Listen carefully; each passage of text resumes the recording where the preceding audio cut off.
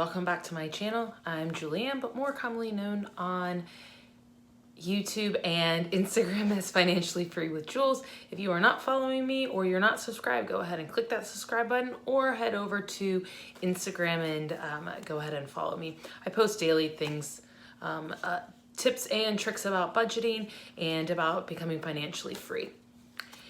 So today's video is going to be about my January 2020 budget. Man, can you believe 2019 is almost over? So I'm going to give a brief recap. In 2019, my husband John and I became 100% debt free. On October 25th, 2019, we paid off $98,000 worth of debt. Actually, originally when we started, our debt was $639,000, but about $551,000 of that was a house. And the rest of it was consumer debt, such as 2 cars, a motorcycle, a wedding ring, some like 5 school loans, and 2 credit cards. So once we sold the house, which we did relatively quickly, then we snowballed the rest of it and paid off that $98,000 worth of debt in 24 months. Unfortunately, gosh, I'm gonna try to do this without crying, but unfortunately, in the beginning of November, I lost my husband. And he never got to enjoy or experience a debt-free life. And that makes me really sad because we worked really hard to get to this point.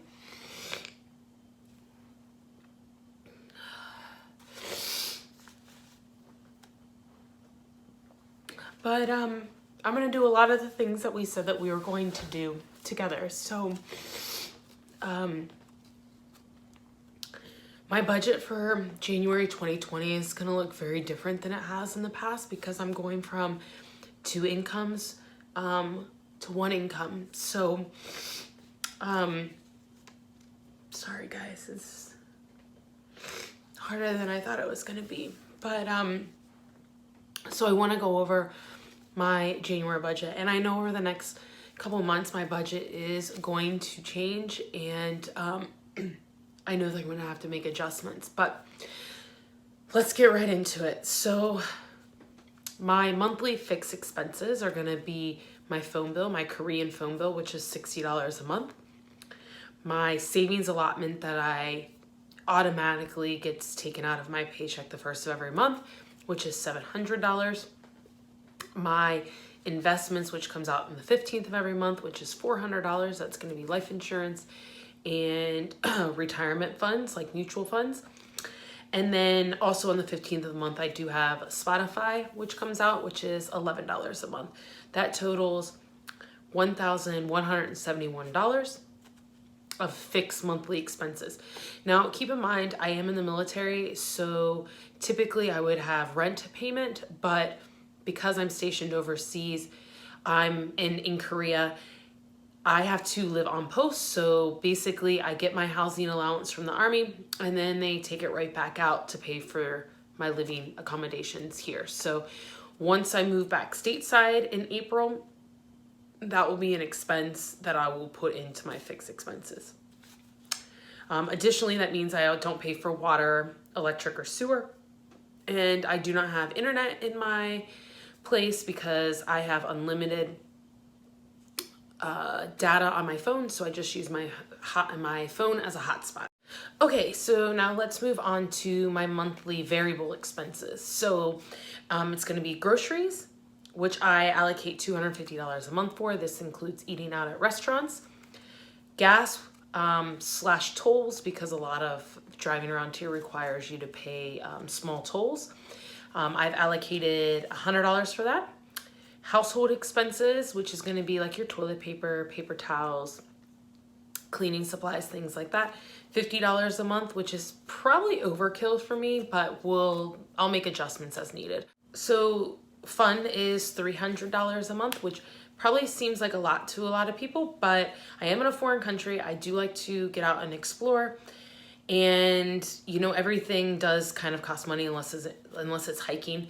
So, and I do know that in January that I'm going to be going on a 2-day ski trip with some friends. And I also am going to Cebu City, Philippines for a 4-day weekend as well. So that will cover those expenses. And then I have miscellaneous, and that's for anything that can't be covered in one of these categories, and that's at $100 a month, making my monthly variable expenses $900 a month. I will pull out cash for those variable expenses, and they will go into envelopes like this. So I do have one for household, which $50 will get put into that. One for miscellaneous, which will get $100. One for gas/tolls, which will also get $100. Food, which will be $250 a month. And last one is going to be for fun, and that's going to have $300 cash. So I try not to do too many cash envelopes while I'm here in Korea, only because some places take US dollars in, some places take won, and the conversion rates sometimes going back and forth, I lose money on it. So these are the only 5 categories that I will use cash envelopes for, and everything else is either on an auto pay, like my phone bill, my savings, my investments, my Spotify. It's all on an auto withdrawal out of my account. So I'll just document it in my daily expense tracker that I use, and then go from there. So between my fixed expenses and my variable expenses, I've allocated $2,071 of my income. My total income for a month is $3,235. I do get hazard duty pay and overseas pay, so COLA pay for being here. So again, once I get back stateside, my budget will have to change because my income will change, obviously. And then I've allocated $1,164 of my income for my sinking funds, which I will do a separate video on in the near future. But I do want to quickly show my budget. So I keep my budget on an Excel sheet, and this is kind of what it looks like. I break it down by monthly expenses. I put down the month in the bottom, and then my fixed expenses, my variable expenses. The numbers in the red are the total of each of those categories, and the red over here is going to show my income. I know this is going to look backwards on the screen, but yeah, so this is how I do it. It's nothing super fancy, but it works for me. So if you have any questions about my budget or how to budget, drop the questions and comments below, and I'll be sure to answer them. And if you haven't liked and subscribed to my channel, my videos, I would greatly appreciate it. And if you feel like you want daily motivational tips, please head over to my Instagram. It's under Financially Free with Jules. Thanks for watching. See you guys next time.